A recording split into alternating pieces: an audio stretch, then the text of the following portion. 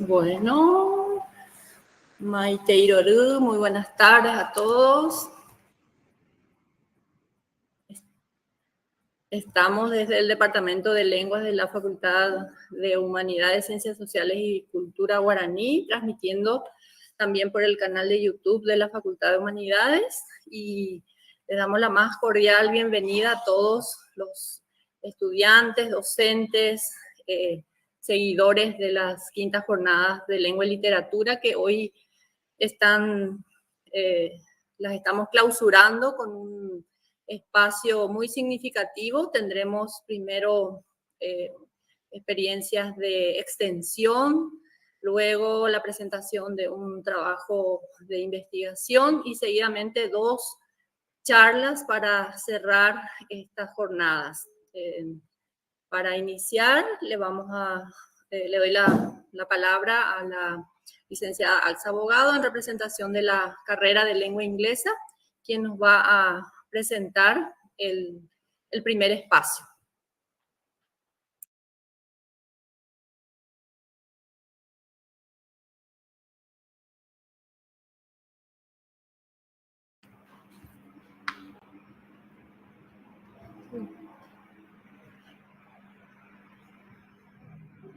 Good afternoon. Can you hear me?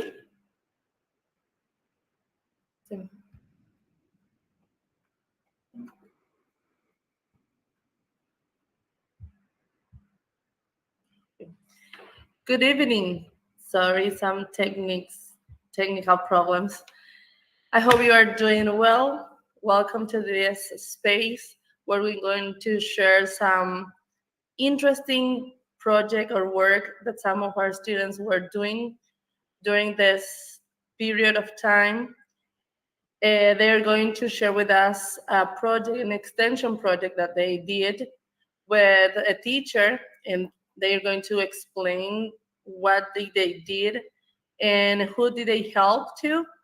So they are Anair Vareiro and Melanie Rican. They're gonna share what they did. So now the space is all yours.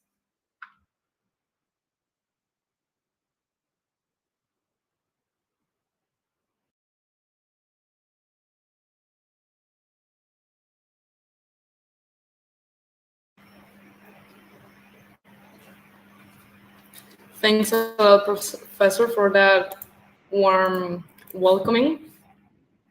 So, good afternoon, everyone. I am Melanie Regan, and with my classmate Anair Vareiro, today we'll be talking about el proyecto de extensión que tuvimos, titulado Utilizar variadas técnicas de aprendizaje en el proceso de enseñanza-aprendizaje de la lengua inglesa. This was done under the guidance of Professor Magister Marciana Bustamante, y estuvimos realizando justamente este mes este proyecto. Y ahora les vamos a contar un poco del porqué. First of all, a classroom is a unique environment that is characterized by its trait of being a space where education and learning take place. Y desde sus inicios de los tiempos, la labor pedagógica se ha preocupado por encontrar y crear, diseñar, mejorar medios que podían utilizar so they could do the process, que es el enseñanza-aprendizaje. This project was needed debido a una falta de interés, atención y motivación que presentaban algunos estudiantes del Colegio Técnico Nacional, en específico del segundo año.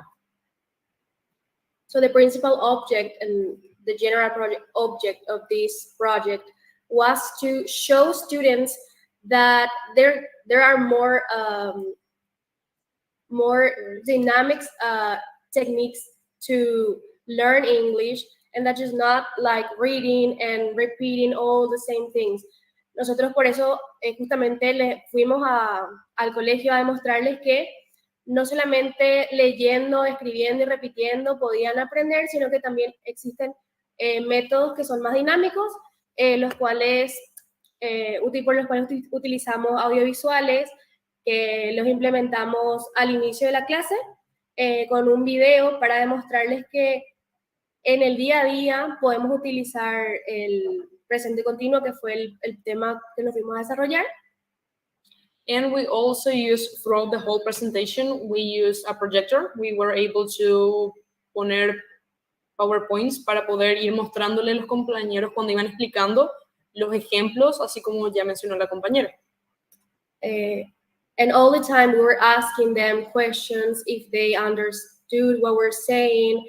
Los compañeros, los alumnos se demostraron completamente enfocados, interesados en el tema, veían los videos, incluso utilizamos juegos que vendría a ser en una aplicación llamada Kahoot, que básicamente nosotros utilizamos eso para demostrarles, como dije anteriormente, que no solamente leyendo y haciendo las cosas aburridas que ellos dicen, se puede aprender inglés.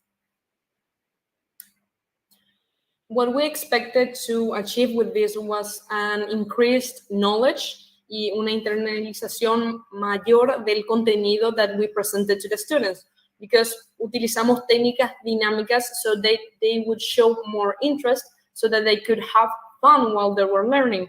As my classmate mentioned, when we used Kahoot, the students became more intense than they were previously because they started to compete between each other. They were joking. At first, one even screamed the answer, and everyone was like, do not tell the others the answer. We also wanted to increase the working groups, which was also achieved through this game that my classmate already mentioned. Y también buscamos y conseguimos una mayor solidaridad entre los compañeros. They asked each other questions, un mayor liderazgo, por así decirlo, participación, tolerancia y un consenso entre sí. Acá podemos ver que estamos con los compañeros justamente al finalizar esta jornada. We can see also Professor Olga Romero, who was the teacher who welcomed us en la institución que fue el Colegio Técnico Nacional. Podemos ver también a la profesora orientadora, que es la Magister Martina Bustamante. And here we can see our classmate teaching them, showing them the principal topic that we went to show them. And here we can see it also. Todos los compañeros nos dividimos diferentes labores. So, for example, I was in charge of like passing the PowerPoint, and the others were in charge of giving the sheets, and all of us scattered through the classroom so that we would be able to achieve two things. One, have more crowd control of the students, and two, so we could be able to be there for them in case any of them had any questions, as we can see here. The students were so focused on what we were saying all the time. They were participating in the class. They were making questions and answering our questions, because all the time we tried to be sure that they were understanding what we were saying. And we were like asking, you understand, guys? Can you please help me with doing this? Or how do you make these kind of questions? And they were answering all the time. And it was so cool because we felt the connection with the students, and it felt really, really good. Here we can also see the teacher Marcy and the teacher Aksa talking to the students. This was from the beginning of the class. And at first they were like shy. They weren't talking too much. But then when we started to develop the class, they were very nice to us. Our classmates were also really focused, and the fact that the students were so kind to us and that they paid attention, we could see that they already knew what we were saying. They catch it on like this. It was a really fun experience, and the students, we feel like they learned a lot. We gave them exercise sheets, and all of them completed them. And when Anair and I were checking the exercises, I didn't hear a single wrong answer, which was something that surprised us a lot. The students were really, really cool. We didn't expect for them to participate that much with us, to feel the connection was really good. And they also asked us for a picture, like the full class, and it was very cool. It was it was really a good experience, and we definitely want to repeat it. So thank you so much for your attention. We are classmates from the second year of English major, Lengua Inglesa, and it was a pleasure to be here tonight. If any of you have any questions, we are open to receiving them in case and if you don't, well, see you at class, I guess.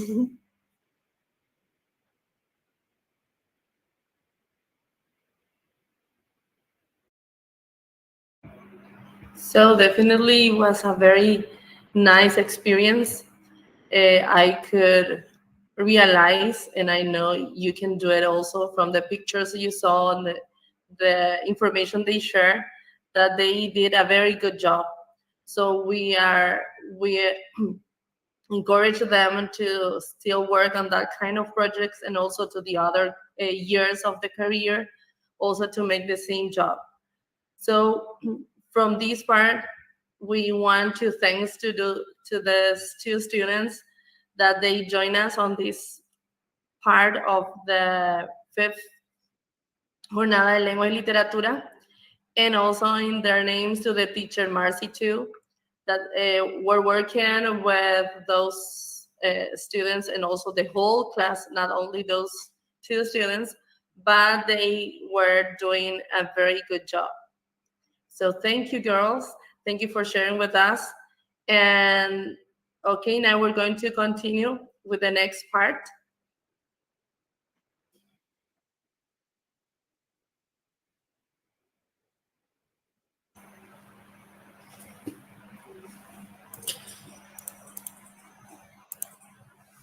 Creo que nos están siguiendo desde muy lejos los profesores Victoria González y el profesor Ernesto López, así que me gustaría un espacio chiquito para que ellos puedan compartir también un mensaje para los compañeros que están aquí y especialmente para la carrera de lengua inglesa. Un minuto para cada uno, si puede ser.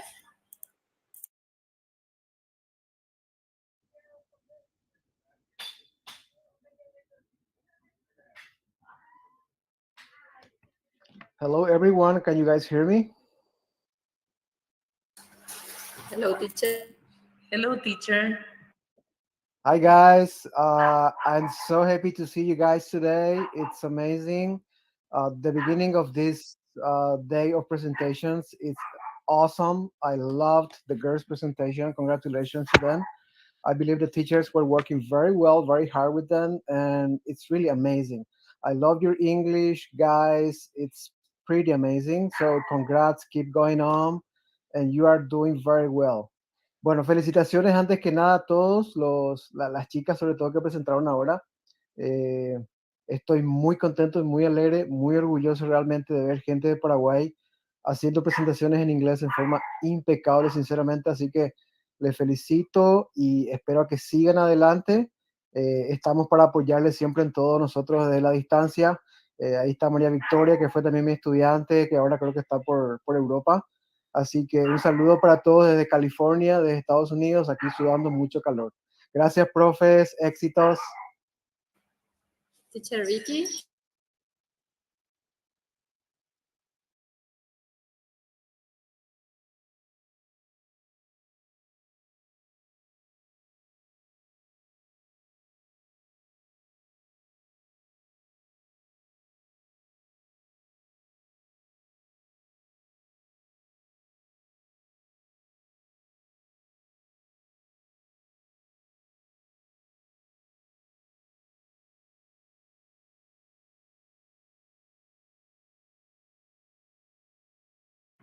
Okay, so I think we're going to change language now.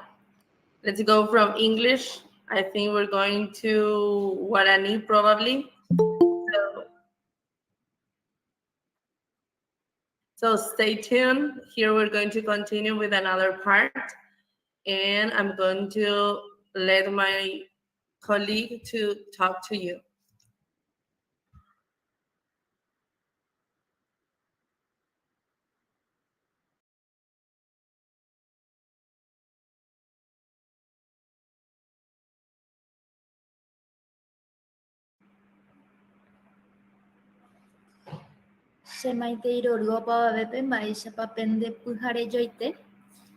Abrimos ahora el siguiente espacio, que es proyectos o resultados de investigación de lengua y literatura o transversales, características de los trabajos finales de grado de la licenciatura en bilingüismo guaraní-castellano, Sede Encarnación, 2003 al 2022.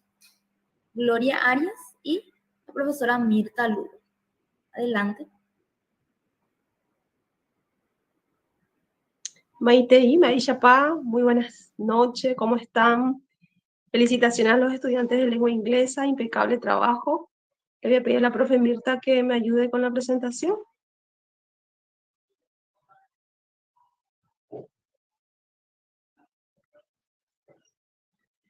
Bien, vamos a comentar brevemente, no sé, profe Mirta, si se me escucha. Sí, estoy con el celular. Se escucha Ok. ahora. Bueno, gracias. Queremos compartir con ustedes una parte de un trabajo de investigación que venimos realizando con la profe Mirta y vamos a seguir haciendo, profundizando a medida que vamos avanzando con esto, esta temática, ¿vale? Caracterización de los trabajos finales de grado de la carrera de licenciatura en bilingüismo guaraní-castellano desde el 2003 al 2022. Pues, la carrera de bilingüismo justamente este año cumple 25 años. No quiere decir que la cantidad de trabajos obviamente son de hace 25 años, porque desde el 2003 nosotros tenemos graduados, ¿sí? Vamos a estar presentando cuál es el objetivo de este trabajo de investigación, cuál fue la metodología de trabajo, algunos resultados importantes que queremos compartir con ustedes y finalmente algunas consideraciones finales. Las líneas de investigación de la Facultad de Humanidades, específicamente en la carrera de lenguas, tanto para bilingüismo como para lengua inglesa, son las siguientes, y es de conocimiento tanto de nuestros estudiantes como los docentes. Tenemos la lingüística aplicada a la enseñanza de las lenguas, proceso de adquisición y aprendizaje de lenguas extranjeras, materiales didácticos para la enseñanza de lengua y literatura, formación del profesorado bilingüe, situación sociolingüística de Paraguay, estudios de literatura, lexicología y lexicografía aplicada, cultura e identidad y traducción. Estos son las líneas de investigación específicamente relacionada a las lenguas, que fue actualizada justamente en el 2021 con la actualización de la carrera de bilingüismo. Es importante destacar también que estas líneas surgen también a partir de las actualizaciones de las reglamentaciones internas, y una de ellas justamente es el reglamento de trabajo final de grado. El objetivo de este trabajo es caracterizar los trabajos finales de grado de la carrera mencionada ya durante el 2003 al 2022 en la sede de Encarnación de la Facultad de Humanidades, Ciencias Sociales y Cultura Guaraní de la Universidad Nacional de Itapúa, utilizando indicadores bibliométricos. Es así que estuvimos trabajando específicamente, es un estudio cuantitativo, un estudio transversal mediante un análisis bibliométrico de todos los trabajos finales de grado. Estos trabajos hicimos una revisión de todos los trabajos que se encuentran en el Centro de Recursos de Información de la universidad, y también fueron cotejados con la base de datos del Departamento de Investigación de la facultad. Además de eso, hemos aplicado un cuestionario a los docentes de la carrera de lenguas sobre las líneas de interés que ellos declaran conforme a las líneas aprobadas, ¿verdad? ¿Cuáles fueron los indicadores bibliométricos que tuvimos en cuenta? Tuvimos en cuenta autoría, la cantidad de graduados, los títulos de los trabajos, las líneas de investigación, como así también estuvimos viendo los directores de tesis de cada trabajo desde el 2003 hasta el 2022. Hemos revisado, al menos atendiendo estos indicadores, 118 trabajos final de grado, de los cuales en total fueron 138 graduados. ¿Por qué no coincide la cantidad de trabajo con la cantidad de graduados? Porque en los últimos tiempos, principalmente con la actualización de las reglamentaciones, les permite a los graduados realizar trabajo de A2. Entonces, en los últimos tiempos se vio esa caracterización de que nuestros estudiantes van realizando trabajos de manera dual, ¿sí? ¿Cómo procesamos los datos? A través de un análisis de una estadística básica, ¿verdad? Con la herramienta de Excel. hicimos una lista completa de todos los títulos, los nombres, y fuimos analizando por año la cantidad, y finalmente graficamos, ¿verdad? Que ustedes a continuación ya van a ir viendo los resultados de este pequeño análisis. Ya le paso entonces a la profe Mirta. De mi parte ya, gracias. Bueno, seguimos entonces. Muchas gracias, profe. Bien, así como decía la profe Gloria, utilizamos un análisis bibliométrico. La bibliometría es justamente una técnica que deriva de la cienciometría, la que hace la medición de la ciencia, y entonces tiene diversos indicadores y algunos de ellos utilizamos para este trabajo. Uno de ellos es justamente la cantidad de trabajo por año. Pueden observar en el gráfico que de las 118 tesis, 17 han sido la mayor cantidad expresada, digamos, en el año 2006. Y bueno, la variación de la cantidad de trabajos finales por año es lo que muestra este gráfico. Otro aspecto también fue la cantidad de egresados por año. Se observa también que en el año 2006 la carrera tuvo esa mayor cantidad de egresados. En cuanto a las líneas de investigación, así como se mencionó anteriormente, estas fueron cubiertas, o sea, las líneas de investigación quizás al inicio de la elaboración de los trabajos finales no estaban explícitas las líneas de investigación. Esto viene recién a partir de la evolución también de la organización interna de la institución, y entonces a partir del 2021 se tiene una actualización y una propuesta de trabajo por líneas de investigación. Entonces lo que se hizo aquí fue revisar los trabajos de grado, y pueden observar ustedes que lingüística aplicada a la enseñanza de lenguas es la línea que congrega mayor cantidad de trabajos. Un 44% de las tesis, de los trabajos finales de grado se integra en esa línea. Le siguen cultura e identidad, situación sociolingüística, igual porcentaje, y estudios de literatura. Y las demás líneas con menor porcentaje. En cuanto a los directores de tesis, esto es muy importante resaltar que hay una variedad de colegas que, bueno, se han dedicado también a asesorar a los trabajos de investigación. Eso es muy bueno porque, bueno, indica que estamos interesados en la práctica de la investigación, y desde los inicios hay profesores que tienen a lo mejor de la totalidad de trabajos realizados, van de un 15% hasta un 1% en algunos casos, algunos colegas que también por la naturaleza, a lo mejor de la elección de los trabajos de grado, ¿verdad? El estudiante normalmente busca al docente que, bueno, manifiesta seguramente las actitudes hacia la orientación, o con los cuales se sienten también identificados. Eso tendríamos que ver en siguientes investigaciones, ¿verdad? Los motivos que hacen también a que el estudiante elija a su director de tesis en este caso. Y bueno, tiene que ver también con las líneas de investigación. Aquí en la metodología se hablaba de que se realizó una encuesta. Eso se hizo en el 2022, seguramente que en el 2023 vamos a replicar el cuestionario dirigido a los docentes. Algunos seguramente recuerdan que habrán completado este breve cuestionario que solicitaba la línea con la cual se identifican, o algunas de las líneas en las que podrían sugerir para siguientes investigaciones. Y entonces la mayor parte de los docentes que han contestado ese cuestionario han sido de la licenciatura en bilingüismo guaraní-castellano también.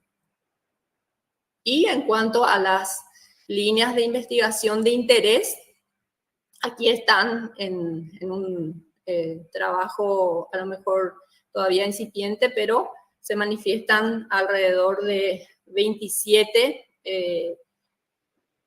ejes, algunos repiten, siempre lingüística aplicada a la enseñanza de las lenguas es la línea con la que se identifican en su mayoría, pero hay otros docentes que eligieron, además de esta, formación del profesorado bilingüe, cultura e identidad, situación sociolingüística del Paraguay, que coincide también con los trabajos finales de grado que habíamos visto, con las líneas en las que se ubicaron los trabajos finales de grado. Entonces, profe Gloria, si quieres, si estás todavía ahí, para las consideraciones finales te cedo el espacio. Ok. Bueno, finalmente podemos llegar como unas consideraciones finales que se encontró 118 trabajo final. Quiero resaltar que no precisamente coincide eso con la cantidad de graduados en Encarnación, porque nosotros nos basamos en los títulos de los trabajos que encontramos tanto en la biblioteca como así también en el departamento de investigación de la facultad. Son, o sea, es libros físicos, ¿verdad? Porque los estudiantes debieron en aquel entonces, bueno, hoy por hoy ya está todo eso reglamentado, que sí o sí deben entregar, dejan una copia en la facultad y otra se va a la biblioteca, ¿sí? De esos 118 trabajos que nosotros miramos, todos sus títulos y toda su caracterización corresponden a 138 graduados en total. Dentro de los títulos que más resaltan, es importante destacar esto, nosotros hicimos como un análisis así rápido de los títulos, vimos que la palabra guaraní, por ejemplo, se repite en 55 trabajos de los 118, la palabra guaraní se repite en los títulos. Y castellano o español, en dos partes se usa castellano o en otras partes se usa lengua castellana o lengua española, encontramos en 22 títulos que esta palabra clave se encuentra explícito en los títulos. Y la palabra enseñanza también es una de las palabras que más se repetía, que encontramos en 20 títulos de los trabajos, ¿sí? Las líneas predominantes, así como la profe Mirta ya explicó, que es la lingüística aplicada, y obviamente se conecta con esos títulos, ¿verdad? Dentro de los directores de tesis también, hoy, bueno, 100% prácticamente son docentes de la casa, y son docentes que tienen formación y experiencia en investigación. Eso también es algo que pudimos identificar.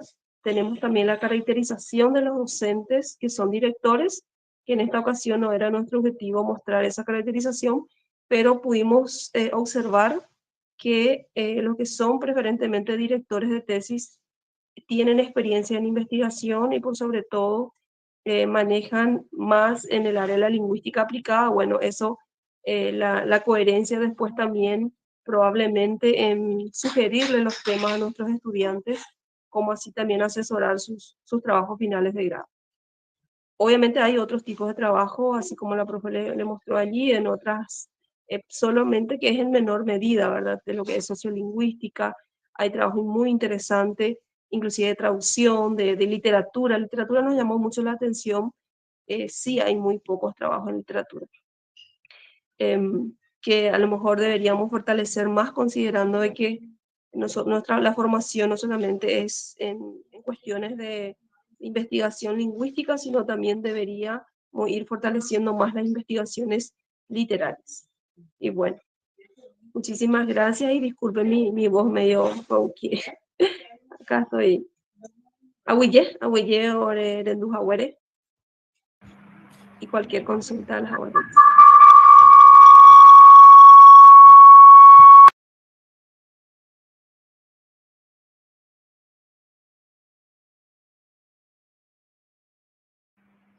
Abuye vete voy a dejar a Gloria, abuye a Bey voy a dejar a Mirta Lugo. Gracias por compartir estas informaciones y datos muy importantes, pues sobre todo para los docentes y más aún para los estudiantes de la carrera de bilingüe. Abuye vete.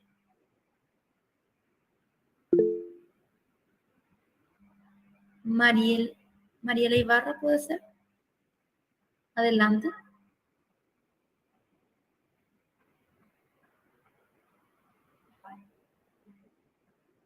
Bueno, sin problema. Cerramos entonces este espacio para continuar con el siguiente. Oye, Andrea, gracias. Muchísimas gracias a la coordinadora de la carrera de lengua inglesa y a nuestra directora de la carrera de bilingüismo, quienes nos acompañaron en estos espacios, en estos 4 días intensos que estuvimos compartiendo en las distintas áreas temáticas que propusimos para las 5ª jornadas de lengua y literatura que organizamos en forma conjunta con el Instituto Nacional de Educación Superior Raúl Peña. Nos acompañan, creo que algunos de los compañeros de esa casa, a quien también vamos agradeciendo de a poco en esta última jornada.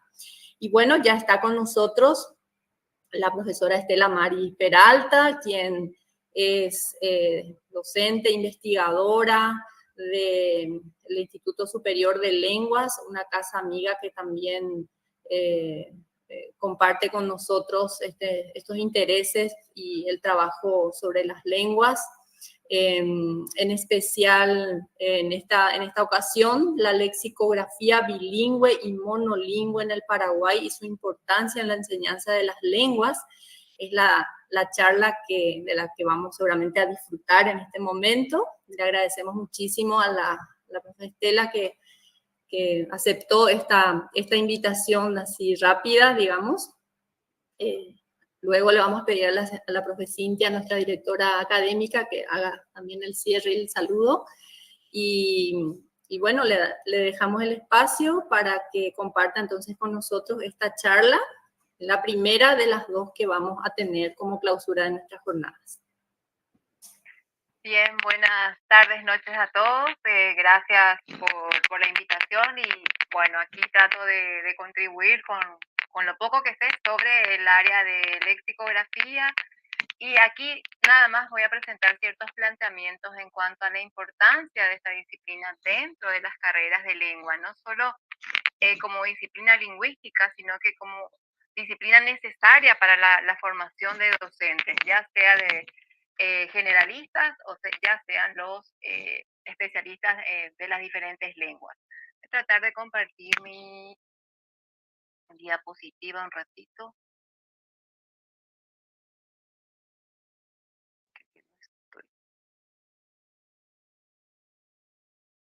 Y me avisan si es que se ve. ¿Se ve o no?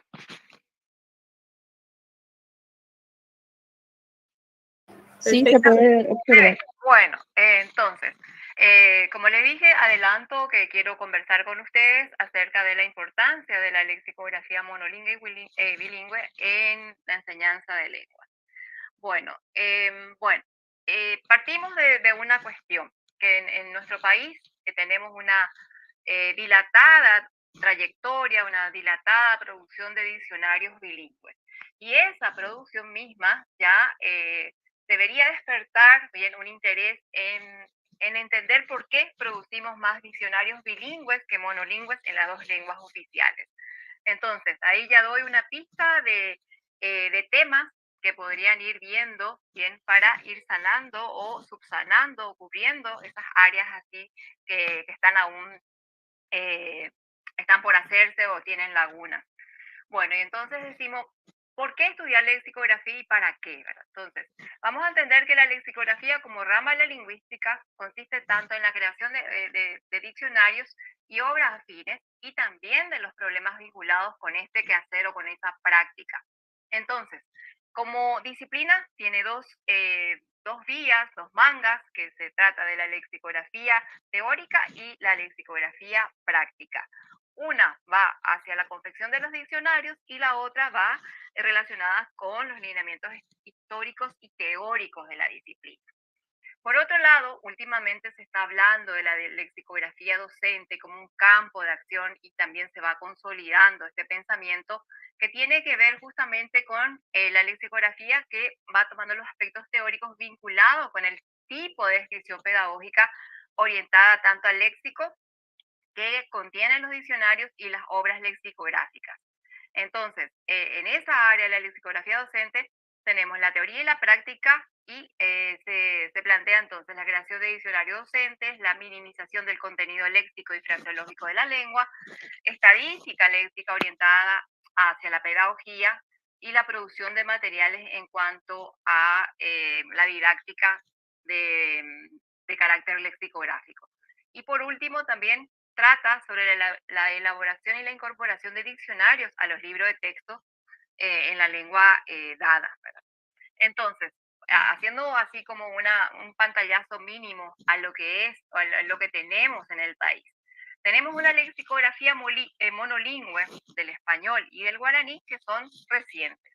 Bien, la del guaraní es mucho más reciente porque a partir de 2003 recién tenemos un diccionario monolingüe, bien, y hasta la fecha contamos con 3.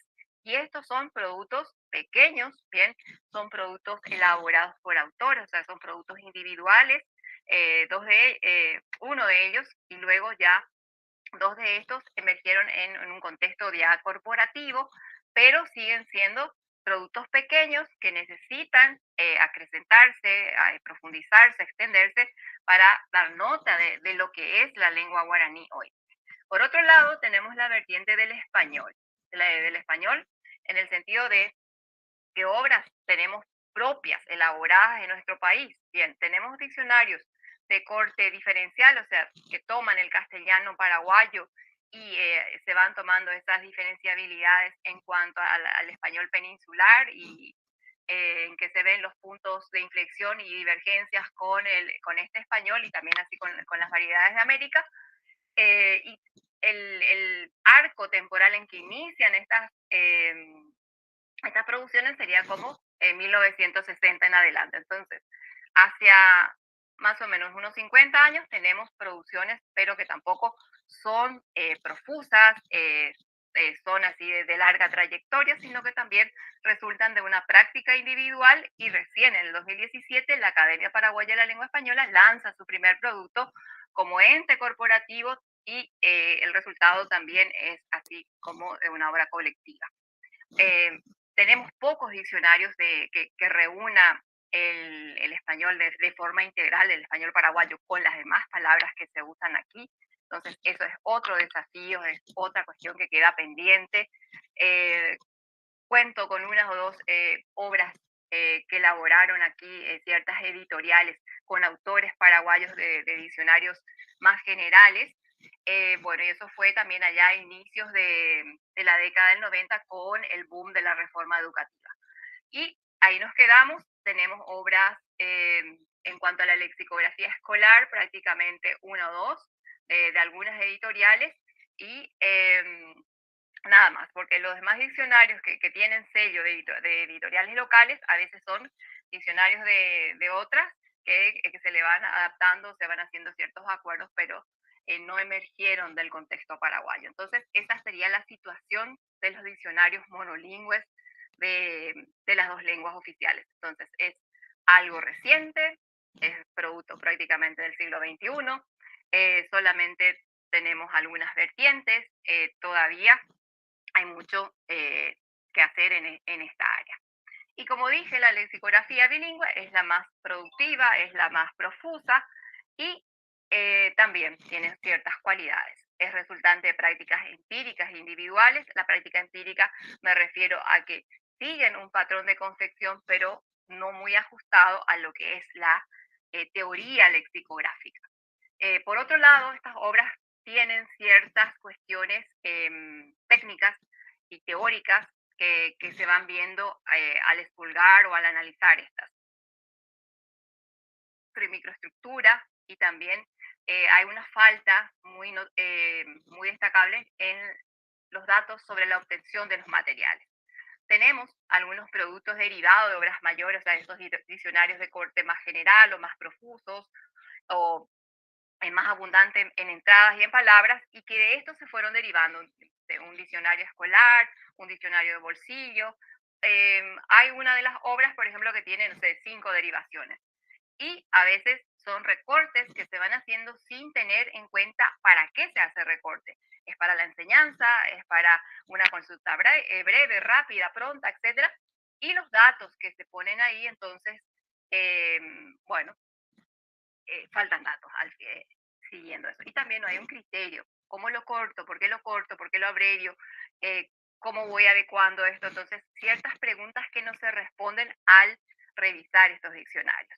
Y luego también con la reforma educativa, con la inserción del guaraní como lengua oficial y alianza bilingüe, también yo le voy a llamar recorte escolar porque el público, aunque a veces no lo digan, son los estudiantes por el tamaño, por el tipo de presentación que tiene o por ciertas denominaciones, dice de mochila, básico, ilustrado, etc.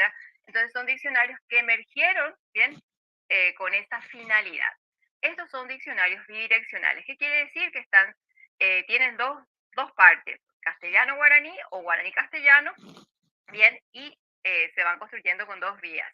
Estos diccionarios tienen la cualidad de que van a ser utilizados para la codificación y para la decodificación, o sea, para la comprensión y la producción. Como están conformados, están prácticamente destinados a hablantes del español. Entonces, vean que esa revisión ya nos da una conducta de la producción bilingüe de nuestro país. Ahí están algunas imágenes de algunos diccionarios, no están todos porque son muchísimos.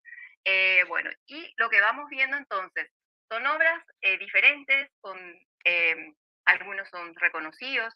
Tenemos como el hito, empieza en la de 1900 con los diccionarios de Ortiz Mayans, Guasch y Jover Peralta, que son aquellos que empezaron los diccionarios de corte más general y también los que tuvieron cierta cuestión como la unidad lingüística, el rigor, el mantenimiento de la lengua, la pureza. O sea, también tiene cierto sesgo purista, bien, pero son las obras de referencia porque nacen ya ahí desde de manos paraguayas. Y luego la producción otra vez con cierto silencio y que a la altura de después del 60-70 vamos teniendo los diccionarios vamos a decirle, de nueva producción o más modernos. Bueno, entonces, vamos viendo que los diccionarios bilingües bien pueden ser pasivos, pueden ser activos, o sea, tienen esa doble vía cuando son bidireccionales, y dentro de esa confección, entonces vamos a ir viendo que pueden tener ciertas cuestiones que tenemos que considerar. La direccionalidad, si es bi o unidireccional, a quién se destina, cuál es la función del diccionario, qué lengua voy a tratar, por ejemplo, bien, las equivalencias, cómo las voy a tomar, cómo las voy a presentar, es la lengua materna del usuario, es la segunda lengua, entonces son criterios que van a determinar ciertas cuestiones. A raíz de ese hallazgo que tengo, entonces van surgiendo los desafíos en cuanto a las producciones, que necesitamos una indicación explícita del público objetivo, necesitamos inclusión de marcas gramaticales precisas de acuerdo con los destinatarios, no es lo mismo un diccionario destinado a alguien que está en la escolar básica o a alguien que está en el bachillerato. Bien, esa atención siempre tenemos que ir teniendo. La adecuación tipográfica al público destinado. A veces se trata de condensar y las letras son muy pequeñitas y estamos ante gente que empieza a manipular un libro, una obra didáctica, entonces tiene que adecuarse a ese público. Incorporación de informaciones culturales, pragmáticas, expresiones idiomáticas, inclusión de ejemplos de uso y también, justamente, como la mayoría de estas obras bilingües son de carácter individual, el desafío acá está en hacerlo de manera colectiva y entonces quizás esas fallas se podrían ajustar. Ahora, en la clase de lengua extranjera también vamos teniendo cuestiones justamente que surgen, que no todos los diccionarios resuelven todas las dudas, ¿bien? Y tampoco tienen todas las informaciones. O sea, esos son ya estudios de afuera que cuando uno estudia o el portugués o el español como lengua extranjera, entonces se va encontrando ante esas cuestiones. Y las informaciones de carácter paradigmático en la microestructura, bien, siempre son incompletas. O sea que lo que tenemos aquí también se ven en los otros diccionarios, que es una conducta, ¿verdad? Entonces, tenemos después los conocimientos que tiene que tener el alumno a medida que va progresando para lograr esa competencia comunicativa que a la vez se divide en la competencia léxica, por ejemplo. Entonces, ¿qué queremos? que este alumno vaya ampliando el dominio vocabulario, bien, entonces que vaya teniendo esa posibilidad de aprender palabras a través de esas palabras guía, tiene que elegir cuál es la palabra más apropiada para expresar una idea, estableciendo las relaciones de sinonimia, antonimia, heteronimia, resolver la cuestión bien nominal, verbal, también ahí la cuestión de la regencia nominal y verbal, resolver los problemas de ortografía, diferenciar justamente los usos de la lengua oral, de la lengua cotidiana, de los usos más estandarizados o más formales. Entonces, esos son los aprendizajes en cuanto a la producción lingüística a los que se tienen que enfrentar los alumnos. Y ahí surge nuevamente esta cuestión que se combinan los diccionarios, la producción que tiene que ver con toda una técnica, con toda una teoría, y después la enseñanza del léxico, porque no se tiene que distanciar una producción de diccionario, una obra, sin lo que se pretende dar o qué es lo que se pretende obtener de ese producto lingüístico. Entonces, la enseñanza del léxico es fundamental. Nosotros aprendemos palabras, pero esas palabras pues tienen todas esas informaciones que las vamos combinando para llegar a la frase, al enunciado, al texto, etc. Entonces, decía Marta Baraló que el conocimiento de la unidad léxica supone un proceso complejo, gradual, bien, y el significado se va aprendiendo justamente de manera gradual, bien, uno va entramando ciertas redes semánticas y esos morfemas, bien, van formando los diferentes niveles. El conocimiento del léxico, por tanto, está ligada a la competencia léxico-semántica, bien, y esto se va a lograr mediante la comprensión o la utilización de ciertas estrategias justamente que tiene que ver con la retención o la memoria a corto plazo por parte del estudiante. Y la fijación, bien, que yo pueda después acceder a esa palabra almacenada en mi léxico mental por medio de la fijación y posteriormente proceda a la reutilización. Bien. Entonces, esa enseñanza va a suponer que el vocabulario se extiende durante toda la vida, ¿bien? No así el sintáctico y el morfológico, o sea que siempre vamos a aprender palabras nuevas. Conocer una palabra significa tener la probabilidad de encontrarla en un discurso tanto escrito como oral. Supone conocer sus restricciones de uso, bien la palabra de acuerdo a la función y la situación. Conocer una palabra va a suponer saber cuál es su comportamiento sintáctico o qué colocaciones se van dando. Ahí surgen las colocaciones léxicas, por ejemplo. Conocer una palabra significa conocer su forma escrita y oral y sus derivados. Y después tenemos las asociaciones que se establecen dentro de una lengua y ahí podemos saltar a hacerla con otra lengua. Conocer una palabra significa entonces todas las características de estas, ya sea en el semántico, pragmático, etc. Entonces, una palabra tiene más de un significado y a través de ella voy a ir tratando las cuestiones polisémicas, entre otras relaciones.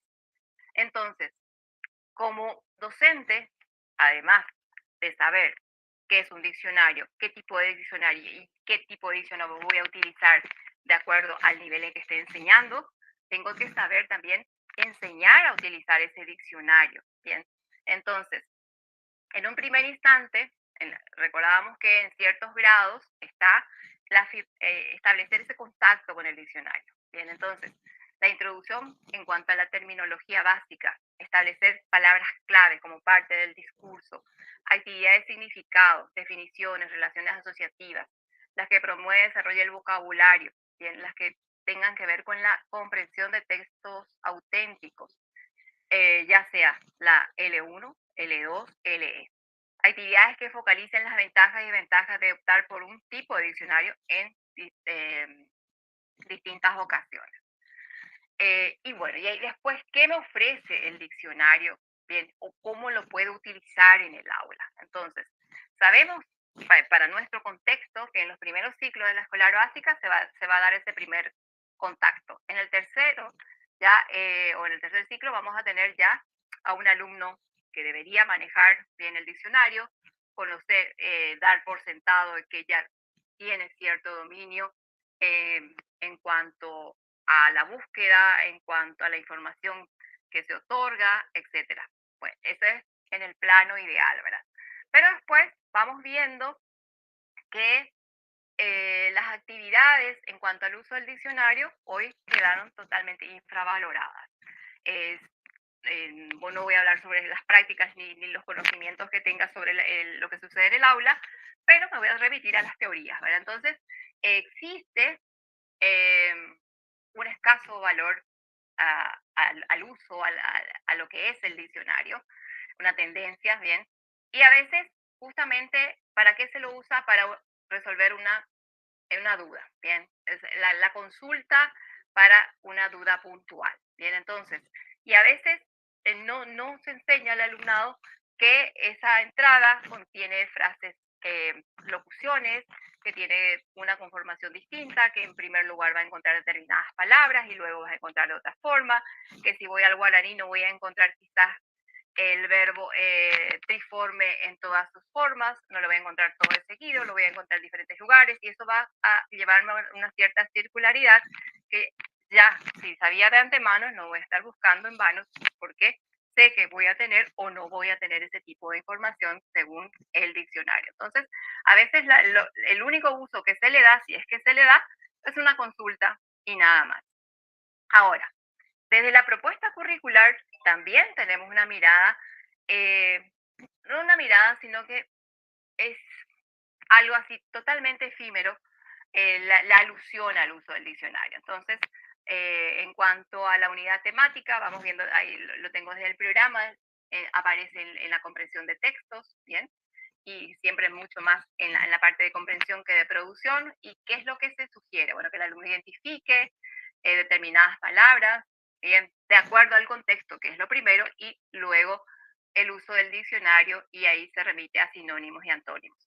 En un segundo punto, ya en el 5º grado, vamos otra vez, el uso del diccionario, bien, pero es a la identificación de vocablos a través del contexto y el uso del diccionario. Reconocimiento de sinónimos, y bueno, va graduando en cuanto a eso, pero siempre está la cuestión consultiva nada más que se asigna en el programa. Y el programa se puede entender también de muchas formas. En cuanto al 7º, 8º, 9º, entonces la alusión al uso del diccionario está, bien, la comprensión de vocablos, las relaciones léxicas que se pueden dar, y siempre la inferencia del contexto, y luego, bien, residual, el uso del diccionario. Bueno, y veamos entonces qué es lo que tenemos que saber, qué es lo que tenemos que combinar y de dónde va a sacar el alumno toda esa información si a veces en el aula no se puede brindar. Entonces, teniendo un elemento, un instrumento lingüístico necesario y potente, no es utilizado.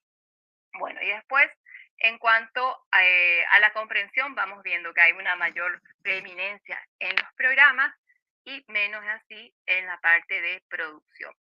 Ahora bien, tenemos también los libros de textos, bien, pues los insumos son los libros de textos, y esas palabras que están en esos libros que usan los alumnos en esos grados tendrían que estar contenidos en esos diccionarios que van usando según las etapas escolares. Entonces, en los libros de texto tenemos que el diccionario es un elemento pedagógico, útil para el aprendizaje, bien, contiene información gramatical, etcétera, y en ellos también se van aludiendo a el uso del diccionario, pero siempre es a una búsqueda puntual. No se proyecta ese uso del diccionario de una manera más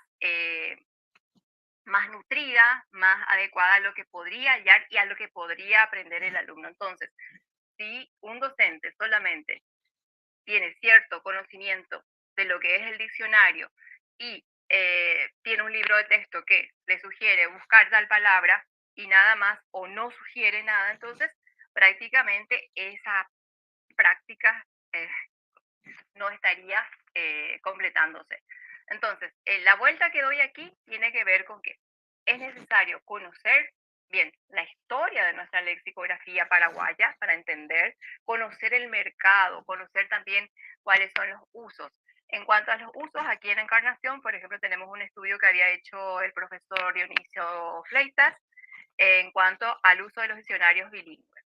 Y él había constatado, bueno, que hay un conocimiento de las obras, porque la oferta es muy variada, pero también había una poca apropiación tanto de los usos y las utilidades que podría dar este diccionario. por mi cuenta yo había hecho otra investigación que tenía que ver con los usos de los diccionarios escolares y también cómo desde el punto de vista de los docentes. Entonces, para determinar o aconsejar o sugerir un diccionario, estaba siempre, a veces ya viene en la lista de útiles, se sugiere el uso del diccionario de la Real Academia, se usan los diccionarios que están en las bibliotecas, etcétera. Entonces no hay una línea en cuanto a la oferta. Y después está cuáles ellos sugieren, y a veces el precio es el que va a determinar también la sugerencia. Un diccionario que encuentro en un súper es más barato, lo estiro y tal. Sabemos que en las casas podemos tener un diccionario heredado, bien, y a veces estos diccionarios, no voy a dar los nombres, pero bueno, son cercenados y son cuando el alumno busca no hay, es lo que nos dicen, ¿verdad? Pero no a ver si es un diccionario cercenado bien para venderlo y para que vaya a la mochila y bueno, y que duerma allí. Y también en uno de los estudios, y en el que había hecho yo también, estaba el poco uso o la poca consulta que se tiene a los diccionarios electrónicos, ¿bien? Porque hoy día ya tenemos que ver el formato papel y tenemos que ver también la posibilidad de contar y de tener diccionarios ya digitales y que la búsqueda y el tipo de población que tenemos también está con otras cuestiones que tienen que ver también con la agilidad, con la oferta, con lo que le puedo brindar. Y los diccionarios electrónicos o digitales se pueden ir nutriendo bien de a poco y todo lo demás. Pero eso supone una formación, supone también un equipo, una valoración y también ir viendo qué necesito cubrir. Los desafíos para mí, tomando la propuesta de Mas Álvarez y también el Nomendeu Rule, está en la adaptación de esos recursos lexicográficos en líneas que son minimizados, inexistentes, bien, ir viendo que el alumnado, por ejemplo, bueno, de formación docente o de formación lingüística conozca este tipo de ofertas y, por supuesto, tener también esa parte histórica, conocer la tipología, conocer qué obra puedo dar o puedo sugerir, o por lo menos en una materia no vamos a solucionar esto, pero crear ese interés y esa valoración. Bien, estamos hablando, bueno, de tener libros, de tener toda una ley que nos ampare y tal, pero también qué obra estoy dando, qué información está dando. El diccionario y la gramática son los dos instrumentos mediante los cuales nos vamos apropiando de las normas lingüísticas. Entonces, su valor es importante. Y los datos que doy ahí tienen que ser certeros. Yo tengo que tener confianza ante esa información que estoy leyendo o que estoy ofreciendo. Plantear al estudiantado, bien de lenguas o de formación docente, la importancia del diccionario como usuarios y también personas en proceso de especialización o de formación, bien. Conocer la técnica lexicográfica mínima, introducir justamente esa mirada superficial en cuanto a los diccionarios monolingües, bilingües, porque no multilingües. No porque estudio inglés voy a desconocer lo que son los diccionarios en español, porque voy a hacer ciertas tareas de traducción y supone que yo no me sé todas las palabras, y entonces esa consulta siempre va a dar un valor agregado y también teórico a mi conocimiento y a mi práctica de traducción, por ejemplo. Entonces, ir viendo materiales que puedan bajarse o tenerse y que ya sean o estén en condiciones de ser utilizados en dispositivos móviles o en celulares, bien, y tener la atención a quienes va destinado. Tiene importancia, como dije, para la lengua extranjera y presentar una asignatura como lexicografía, lexicología y tal, desde el punto de vista de desarrollador de diccionarios, pero también incluir esa lexicografía multilingüe de manera escalonada. Y bueno, entonces aquí queda mi aporte. Si tienen alguna duda, alguna cuestión, bien, podremos hablarlo después. Y hasta aquí llegó mi contribución y creo que cumplí el tiempo. De manera excelente, profe. Justito. Bueno, no sé si antes de pasar a la otra presentación, a la otra charla que tenemos, ¿algunos compañeros o estudiantes quieren consultar algo en este momento? Una línea poco abordada en nuestra carrera, dice la profe Gloria, exactamente. Sí, en el uso nos vamos por las prácticas y ni a veces las prácticas del uso del diccionario en aula, ¿verdad, profe? El diccionario digital, que según tu experiencia, profe, y las conexiones que también tenés con las academias y demás, ¿qué futuro le depara al diccionario físico? Y en el 2014 ya se hizo un congreso justamente y ya se había hablado, se había establecido que los diccionarios, o sea, el futuro es el digital. Y justamente creo que la de 2014 ya era la última versión en papel del DLE, ¿verdad? Y tengamos en cuenta también que el DLE es un diccionario general, o sea que va a zanjar dudas amplias, pero no de todos los grupos etarios. El lenguaje que tiene a veces no es comprensible por alumnos de la escolar básica. Desde el bachillerato podemos empezar, pero no es el único ni el mejor diccionario que tenemos. Es la obra de referencia y después existen diccionarios también pedagógicos que son para los aprendices de una lengua extranjera, los escolares que están destinados para los aprendices de la L1, la propia lengua, etcétera. Y los bilingües escolares, bien, nosotros aquí tenemos un deber justamente con los bilingües escolares que son del guaraní y castellano que tenemos que hacer nosotros. Nadie va a hacer eso, va a cubrir eso si no somos nosotros. Las demás se pueden ir tomando, pero siempre vamos a tener esa ausencia de la cuestión regional, particular, por más de que eso nos venga un estándar, también tenemos esas diferencias o esa variación que tenemos que ir percibiendo, que no hablamos mal, que tenemos una cualidad característica como hablantes paraguayos que podemos perfeccionar, que debemos cuidar y tal, pero también tenemos ciertas particularidades que están dentro de nosotros. Exactamente. Hay otro comentario aquí en el chat que nos dice: excelente la aproximación a la lexicografía.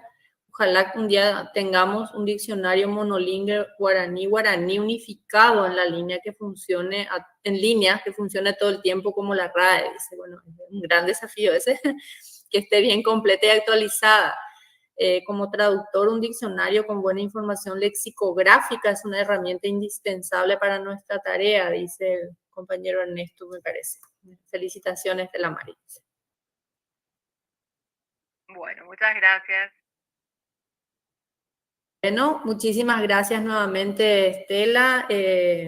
Sé que estás en la ciudad, pero igualmente la virtualidad nos da esa posibilidad de conectarnos. Eso lo venimos haciendo desde el legado de la pandemia, ¿verdad? Que nos conectamos y, bueno, podemos tener estos espacios de colaboración mutua, ¿verdad? Más fácilmente. Muchísimas gracias. Y bueno, le vamos a dar ahora el espacio también al profesor Ernesto López, que, bueno, desde el norte en esta noche se está conectando con nosotros, un colega egresado también de las licenciaturas en bilingüismo guaraní-castellano y de la licenciatura en lengua inglesa, compañero por muchos años y aquí también en el departamento de lenguas. Y como en las jornadas de lengua y literatura venimos pidiendo la comunicación breve como digamos, el documento que cierra la presentación de los trabajos que vamos haciendo. Pensamos que para cerrar las jornadas, una charla de parte de un especialista como Ernesto en la escritura académica, en la producción editorial de revistas científicas también nos puede ayudar y les puede ayudar específicamente a los estudiantes a producir la comunicación breve. Venimos haciendo esa práctica en algunas cátedras y bueno, es lo que ayuda después a producir un poco más fácilmente, creemos, el artículo científico que en la Facultad de Humanidades, Ciencias Sociales y Cultura Guaraní ya es tradición entregar, no solo tradición, perdón, es reglamento entregar el trabajo final de grado con el esbozo de su artículo científico que puede permitirles producir o publicar en alguna revista o también presentar en algún congreso. Entonces, para cerrar estas jornadas, le pedimos al profe Ernesto que nos comparta esas orientaciones para escribir la comunicación breve que nos va a permitir entonces producir luego las actas, memorias o orientar a los expositores por la calidad de los trabajos a que publiquen en alguna de las revistas científicas que tenemos en plaza. Esa es la meta de las jornadas entonces. Así que buenas noches, Ernesto, y gracias también por decir sí a nuestra propuesta. Muy tiro rimba, dice pa, persiguiendo por una página. Por interés. A Guillem voy a dejar a Mirta, a Guilleta y Tender a BI. ¿Me confirman si pueden ver mi pantalla, por favor? Voy a agradecerles. Hace rato sí, pero ahora perfecto. ¿Se puede ver? Perfectamente, profe. Nei, a Guillem voy a dejar a Mirta, a Guilleta y Tender a BI. Dirupi de Muacajana Cuera, Bojao su Itapúa Peguá. Cuérate, ha ABI, Yaneirun Güero, y puedo tener Vejina. Good evening, everyone. I believe there are some English students also in the audience. So I'm going to talk today about academic writing, specifically how we can publish and how we can show our productions, intellectual production specifically. Bueno, si bien sé que hay gente que habla guaraní, inglés, español en esta audiencia, ¿verdad? Yo voy a hablar mayormente en español, así nos llega a todo, ¿verdad? Entonces no va a ser muy limitante hacerlo en inglés o en guaraní, sino que vamos a hacerlo en español para que todos puedan seguirlo, ¿verdad? La profe Mirta me había, justamente en chat que tuvimos los días previos, me pidió que podía presentar, tenía una variedad de temas para presentar y bueno, consensuamos de que íbamos a hablar esta noche y también quiero rescatar un poquito las presentaciones previas que hicieron los estudiantes, la profe Gloria, la profe Mirta, Andrea, creo que también la colega Estela Mari de Asunción, si no me disculpan si me olvido de alguien. Si bien todas estas experiencias que nosotros escuchamos esta noche muchas veces es muy limitada si no llegamos a poder comunicarlo o a publicarlo, ¿verdad? Entonces, hoy yo lo que voy a es un poquito contarles a ustedes a nivel personal desde mi poca experiencia que he tenido en estos años como investigador, como divulgador también de la ciencia o alguien que trata de divulgar la ciencia, ¿verdad? Voy a hablar un poquito de la importancia que tiene que ver la publicación en el mundo académico, ¿verdad? Esta consigna creo que todos sabemos, especialmente mis colegas y los investigadores, sabemos que si nosotros hoy en día es brutal, ¿no? Es brutal porque si nosotros no publicamos, básicamente desaparecemos o no existimos. O sea, todo docente, me disculpan los colegas, lo voy a tener que decir, todos aquellos que se consideran docentes y no publican, básicamente no existen o no tienen ningún impacto en el mundo académico y de las ciencias. ¿Por qué hablo de esto? No solamente porque es una realidad que se vive a nivel mundial y sobre todo aquí en Estados Unidos, donde estoy actualmente recibiendo. Por ejemplo, si un docente quiere permanecer en su cargo como docente, cada 2 años se somete a una evaluación y lo que hace el board, ¿verdad? Que sería como el comité evaluador, es revisar, a ver, Ernesto, ¿qué publicaciones hiciste en los últimos 24 meses? ¿Sí? Y ellos evalúan tu publicación, en cuántos congresos participaste y en base a eso se te contrata nuevamente. O si no, como decía el ya afinado colega Shaw Gainan, patitas a la calle, decía él, ¿verdad? O sea, directamente se nos despide. Entonces, esa es una cuestión que nosotros tenemos que entender. En la actualidad ya es una realidad. A lo mejor en Latinoamérica todavía no es tan implacable con nosotros, no son todavía implacables, digamos, pero es algo que debemos entender, que si no publicamos directamente no existimos. Es muy importante la publicación, no solamente por la reputación del docente o la visibilidad que pueda tener a nivel internacional, o por los rankings que pueda tener la universidad, por los índices de publicación, los índices bibliométricos que habló la profe Gloria, la profe Mirta hoy, de los cuales no miden, lastimosamente, es muy dura, pero así nos miden, ¿verdad? Si no publicamos, no figuramos como docente y nuestra universidad tampoco figura. Entonces, empezamos con algo pequeñito, como es digamos, la divulgación científica, en este caso de un manuscrito breve. Pero primeramente tenemos que saber qué es un manuscrito científico. Básicamente, en un manuscrito científico lo que hacemos es sintetizar toda nuestra experiencia, nuestro pensamiento, todos los resultados, las evaluaciones que hicimos de los distintos contenidos durante las distintas etapas, digamos, de la investigación. ¿Y cuál es el propósito de todo esto? Básicamente son dos, los principales, digamos. Lo que queremos es avanzar en el conocimiento de una disciplina, es decir, si yo quiero saber más sobre bilingüismo, obviamente tengo que publicar. Y la otra es brindar oportunidad para mejorar el conocimiento de uno mismo. A través de la lectura que todos hacemos de cualquier paper, de cualquier artículo, estamos creciendo, ¿verdad?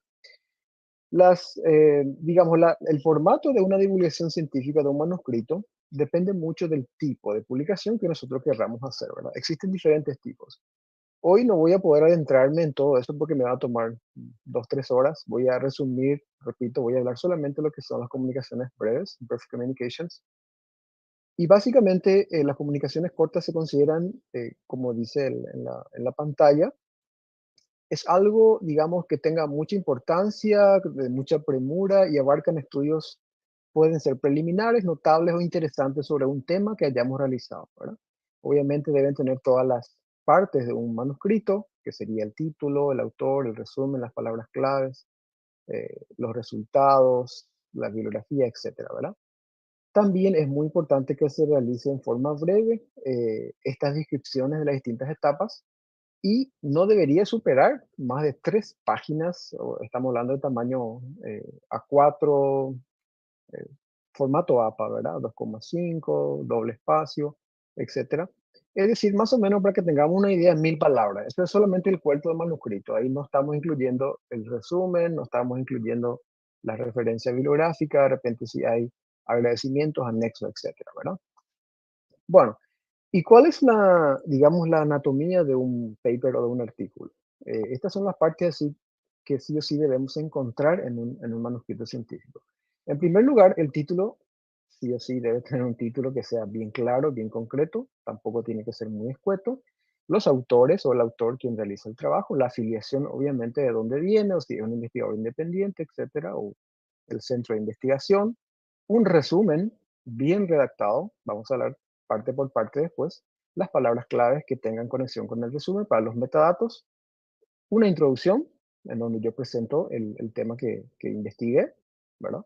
Una metodología que tiene que ser bien clara, bien resumida, los resultados, obviamente, que respondan a todo el trabajo, de acuerdo a los hallazgos, la discusión que yo pueda hacer del trabajo y la conclusión final a que se llegó respondiendo a las hipótesis o a los objetivos específicos o el objetivo planteado inicialmente. En algunos casos se puede agregar agradecimientos, ¿verdad? Que podrían ser personas o instituciones, dependiendo de la naturaleza y si es una persona en particular, obviamente debe haber un consentimiento para nombrarle a esa persona. Y finalmente las referencias. Bueno, el título de un trabajo de investigación debe siempre sintetizar la idea principal en forma sencilla y con un estilo adecuado. Eso es lo que nos dice APA, ¿verdad? Significa que no tiene que ser un título demasiado largo, ¿sí? Sino que debe ser un título explicativo de por sí solo. Tampoco debe ser muy escueto, muy breve, porque se va a perder la esencia del trabajo, o no se va a comprender, no se va a poder llegar, digamos, a dimensionar de qué trata el mismo. Un consejo que nos da APA es siempre el título del trabajo no se extienda más de 12 palabras. Bueno, eso es también un poco arbitrario, pero puede variar dependiendo de las revistas. Algunas pueden aceptar hasta 18, 20, 22 palabras por título, pero repito, cuando más sencillo, explicativo sea el título, es mejor para su comprensión, ¿verdad? Algunas revistas también nos piden, obviamente, traducir el título en inglés o en portugués, dependiendo de la editorial, del comité editorial o la naturaleza del trabajo de investigación. Después tenemos los nombres de los autores o del autor, author's name. En este caso, debemos indicar claramente la identidad del investigador, es decir, debemos evitar confusión. Por ejemplo, aquí yo tengo un ejemplo del colega Bruno Estigarribia de University of North Carolina y Justin Pinta. En este caso, son los nombres que ellos utilizan siempre. Es decir, si yo tengo un nombre, un apellido, debo ser consistente. Si tengo dos nombres, dos apellidos, debo escribir todo, ¿sí? Porque esto después ayuda a que nos puedan ubicar y encontrar en los metadatos en las distintas indexadoras y las revistas internacionales, tales como Springer, Scopus, etcétera, ¿verdad? Eso es muy importante. Repito, poner todo el nombre y utilizar siempre el mismo nombre, ¿verdad? Si tengo dos nombres, dos apellidos, los dos. No, en un artículo voy a poner un nombre, después un apellido, en otro artículo pongo dos nombres, dos apellidos, o dos nombres y un apellido, o un nombre y dos apellidos, etcétera, ¿verdad? Entonces, hay que ser consistente en eso. Se sugiere indicar el nombre de pila, como ya dijimos, y los apellidos, no emplear iniciales, ¿verdad? Bueno, eso está en vano ya repetir, Juanita Arias Pérez, en vez de J.A. Pérez o Juanita A. Pérez. Evitar eso, hay que ser bien, bien claro. Esto, repito, es importante porque en los metadatos y en los buscadores de Internet, sobre todo que se publican en inglés, al agregar en los metadatos nuestros datos para que nos puedan encontrar, tengamos un perfil de ORCID o de Scopus o de Springer, obviamente se nos va a encontrar por nuestros nombres, por nuestros apellidos completos y nuestros nombres, ¿verdad? Omitir los títulos. Esto es algo también muy importante. En Paraguay generalmente se utilizan mucho los títulos honoríficos o los títulos que se nos da, ¿verdad? Los cartones, los famosos cartones. Esto no se ve, obviamente no lo van a encontrar en Estados Unidos ni en Europa. No se utiliza si es PhD, si es Master, si es ED o si es licenciado, etc. Simplemente pongo mi nombre tal y cual. La afiliación institucional es muy importante porque identifica al investigador con la institución y a su vez esto ayuda mucho para al momento de la publicación cuando se hagan indexaciones o mediciones internacionales, sobre todo para medir ranking de universidades por publicaciones o por el ranking de docentes, en qué posición se está, de acuerdo a los distintos ranqueadores, se pueda identificar cuánta publicación tiene la universidad. Entonces, aquí pongo un ejemplo: José Luis González, Universidad Nacional de Itapúa, Facultad de Ciencias Económicas.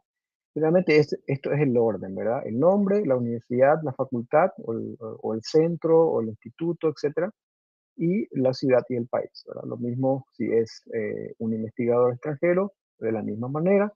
Si publicamos en español, va a estar todo en español. Si publicamos en inglés, va a estar todo en inglés. El resumen y abstract. El resumen es una de las partes más importantes de un trabajo de investigación o de un resumen de investigación, perdón, porque nosotros estamos vendiendo, entre comillas, por decir así, nuestro trabajo a través del resumen. Si tu resumen no se entiende, nadie lo va a leer, ¿sí? Si tu resumen no lo entiende, nadie lo va a leer y a nadie le interesa. Pero ustedes saben, si buscan en internet trabajos de investigación sobre bilingüismo, sobre multilingüismo, sobre cualquier tema que a ustedes les interesa, van a encontrar millones de trabajos. Entonces, ¿quién lee qué cosa? El resumen, que está mejor elaborado. Entonces, tenemos que reducir en términos breves y precisos lo esencial del contenido, lo cual, digamos, ayuda al lector, porque todo investigador que está buscando, digamos, marco teórico o referencia para su trabajo de investigación, va a tomar un trabajo que tenga relevancia y esté bien escrito. Entonces, eso va a servir como un bagaje, digamos, como un marco bibliográfico importante para la investigación. El resumen, es importante resumir, valga la redundancia, debe ser preciso, no evaluativo, coherente, legible y conciso, ¿verdad? Bueno, después tenemos el resumen, el abstract, que sería en la lengua extranjera, primero en español y después en inglés. Y en esta sección, obviamente, generalmente se escribe en inglés, considerando las revistas. Por ejemplo, en la UNI la mayoría se escribe en inglés, excepto en la Facultad de Humanidades, que pide inglés, guaraní y español. Es una de las pocas revistas, creo que de la región, que tiene ese formato, y felicito también a todos los colegas que por muchos años han trabajado en eso, sobre todo la profe Mirta, que ha impulsado esa idea, y lo cual es un orgullo para nosotros, sobre todo que estamos en el exterior, tener un trabajo de ese tipo en donde puedo leer el resumen de un trabajo en una lengua indígena, ¿verdad? Lo cual es muy, muy interesante.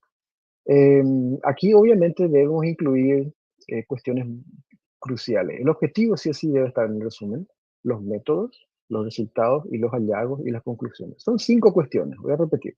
Objetivo, metodología, resultados, hallazgos y conclusiones. Esas cuestiones deben estar en el resumen.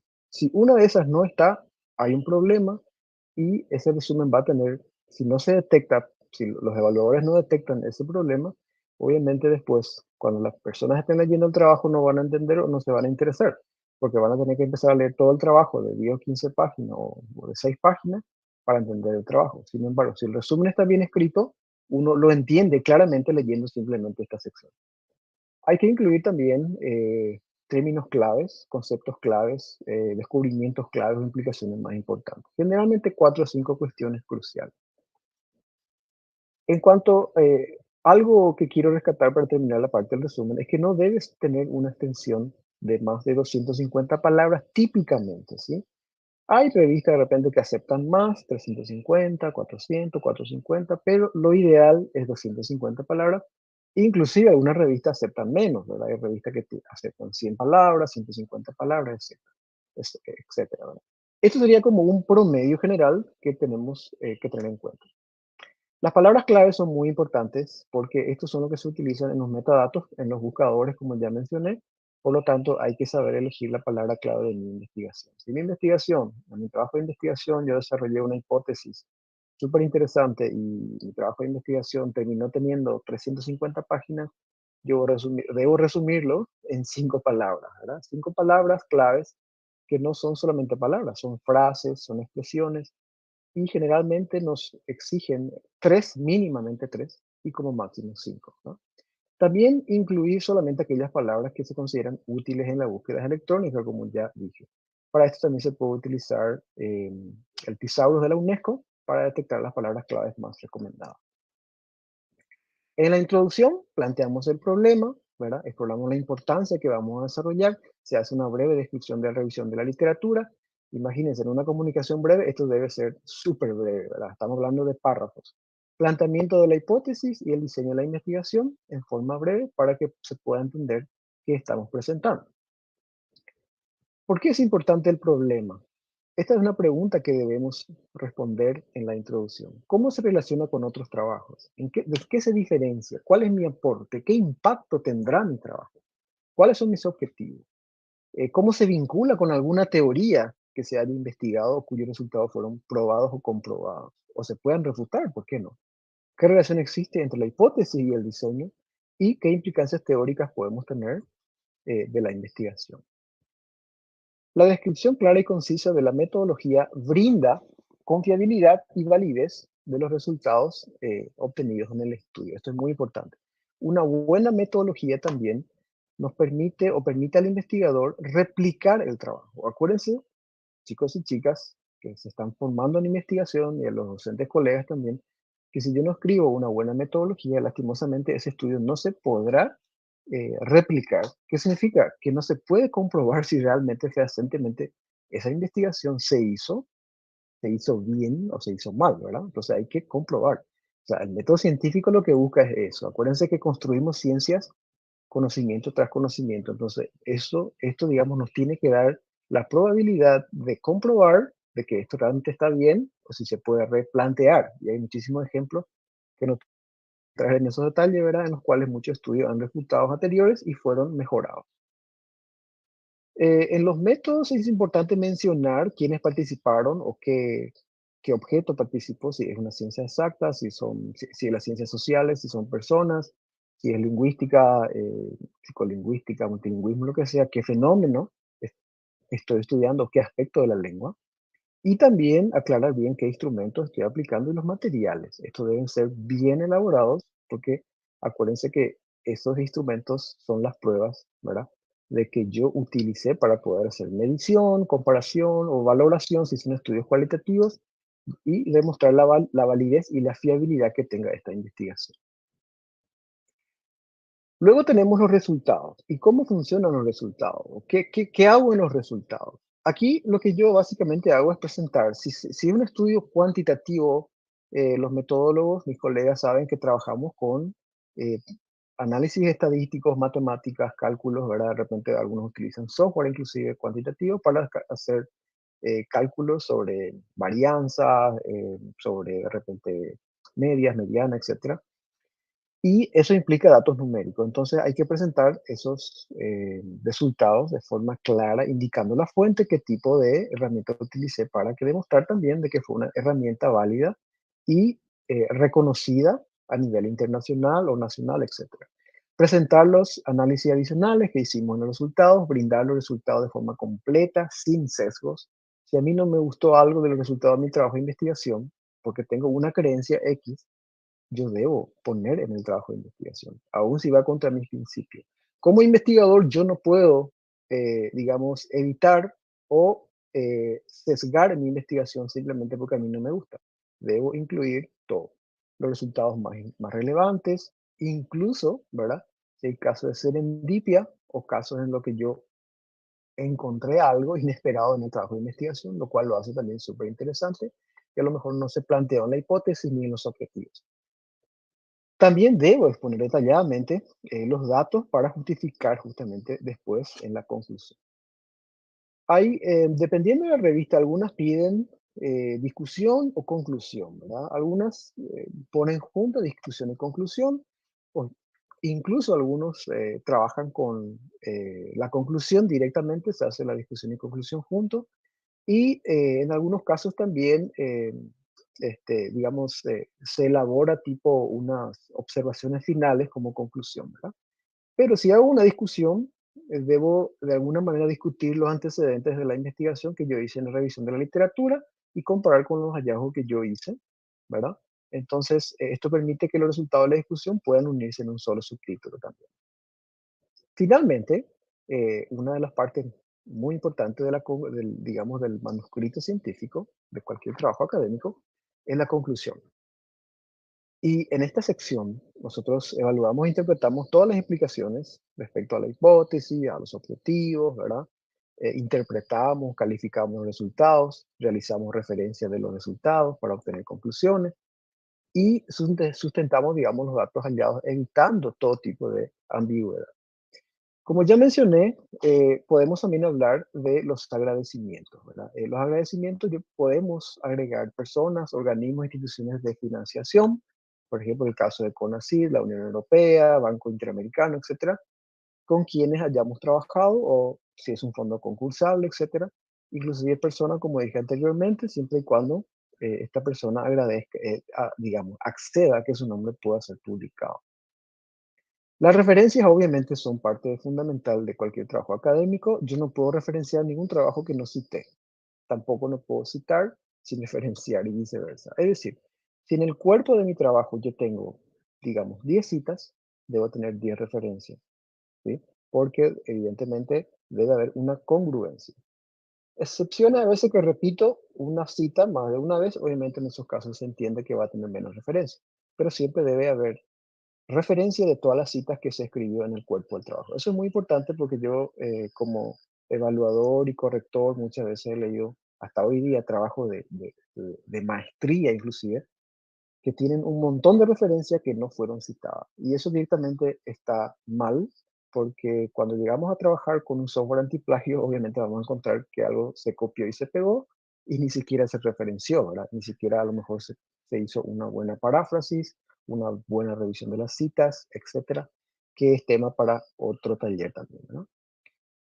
Bueno, según la American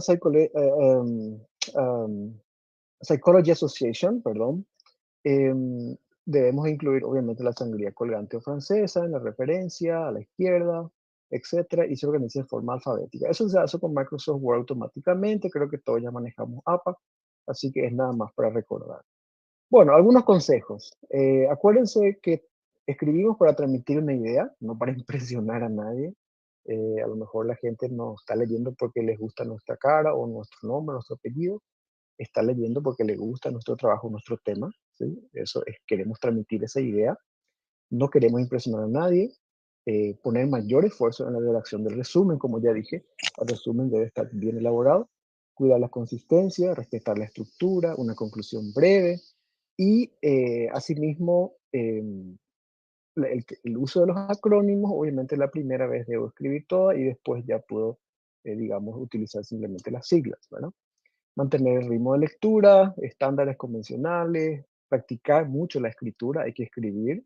Ustedes saben, quien no habla, no lee, quien no lee, no escribe. Entonces, es una cosa lleva a la otra.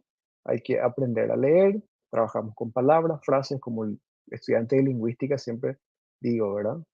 Primero aprendemos las palabras, las frases, las oraciones y después los párrafos. Entonces, vamos un paso a la vez. No podemos abarcar todo, sino que vamos aprendiendo por etapas. Capítulos, secciones equilibrados y debe tener objetividad, integridad, claridad, coherencia. Ya hablamos de la honestidad también. Hay que respetar opiniones de terceros que nos puedan ayudar a mejorar, compartir nuestro trabajo con otras personas. No tengan miedo de que un profesor lea su trabajo, un colega les revise.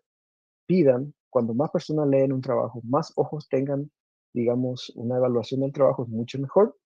Minimice el uso de colores, no debe ser colorido. Los gráficos tienen que ser sobrios, no utilizar muchos colores. Acuérdense que no es un trabajo práctico de la secundaria, es un trabajo de investigación. Y bueno, para terminar, comparto esto con ustedes. Esto es para mí, digamos, una satisfacción. Este artículo fue publicado en Formal Approaches of Languages of South America, que está indexado en Springer. Una investigación que realizamos con Bruno Estigarribia de University of North Carolina, Chapel Hill. Allí puede ver usted, Poromba E, Antipassive Prefixation for Hawaiian Guarani. Es un artículo sobre el uso del poro imba E en guaraní como antipasivos. No voy a poder dar el resumen de todo el trabajo, pero esto está publicado. Les muestro como ejemplo, se publicó esto el 16 de mayo, hace 3 meses, es algo nuevo.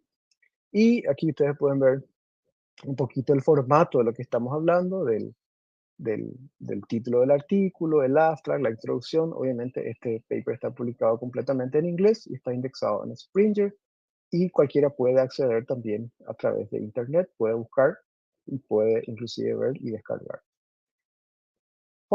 Finalmente, para todos, nos queda leer y leer, ¿verdad? No podemos crecer sin la lectura por experiencia propia, que he trabajado con revistas, con tutorías de tesis, con trabajos de grado, de maestría, de grado. La lectura es lo único que nos aproxima a la perfección. Nunca llegaremos a la perfección, pero nos aproxima y nos hace un poco mejor cada día. A Huille, muchas gracias, thank you, disculpen por el tiempo, traté de resumir todo lo más que pude. Muchas gracias. Muchas gracias, Ernesto. Muchas gracias a todos. Ahí hay una manito levantada. Un minuto para las preguntitas o consultas o comentarios. Carmen, creo que era. ¿No? Bueno, le agradecemos también a Ernesto por, bueno, resumirnos las orientaciones básicas para poder escribir nuestra comunicación breve, que en breve también esperamos poder responder a las personas que estuvieron colaborando con nosotros en la conformación del programa, ¿verdad? Porque una jornada, un congreso, un seminario no se logra, no se puede hacer el programa si es que no tenemos la colaboración de los disertantes, de las personas que quieren compartir sus experiencias de investigación, de extensión, de vinculación social, de formación también que tuvimos en estos 4 días. Le agradecemos muchísimo a todos los que nos estuvieron siguiendo, a los docentes, a los estudiantes que se animaron más. Este año tuvimos esa novedad, digamos. Hay más estudiantes incluso creo que del primer curso no tuvimos, pero así a partir del segundo, de las carreras, de las distintas carreras, también del Instituto Nacional de Educación Superior, que se sumaron con la presentación de sus trabajos el día martes. Aquí en la persona de la compañera Nieves Montiel, que nos está siguiendo desde el Chaco, está haciendo trabajo de campo, pero ella es nuestra compañera con la que iniciamos la jornada en el 2018, me parece, 16. Y bueno, nos sigue siempre. Entonces, en su nombre, gracias a Linares que nos apoya siempre en estas jornadas. Y bueno, vamos cerrando. Recuerden que los que estuvieron participando como oyentes o como público, digamos, en estos días, van a recibir los certificados de participación. Tengan un poquito de paciencia para ir controlando también las asistencias. A los queridos expositores y los que contribuyeron con el programa van a recibir también su certificado digital gratuito, porque las jornadas no han tenido costo, no hemos cobrado como lo venimos haciendo hace años, o hace 5 ediciones, mejor dicho, no 5 años. Y bueno, los estaremos esperando entonces el año que viene. El siguiente encuentro probablemente va a ser en nuestra feria pedagógica para la Facultad de Humanidades, que la solemos hacer en octubre. Todavía nos quedan unos meses para prepararnos y compartir en ese otro espacio nuestros resultados de trabajos. Y de paso les invitamos, ya que está nuestra compañera Estela Peralta, vamos a invitarles también a los colegas y a los estudiantes y a los egresados, los que van a ir presentando sus trabajos finales de grado dentro de poquito.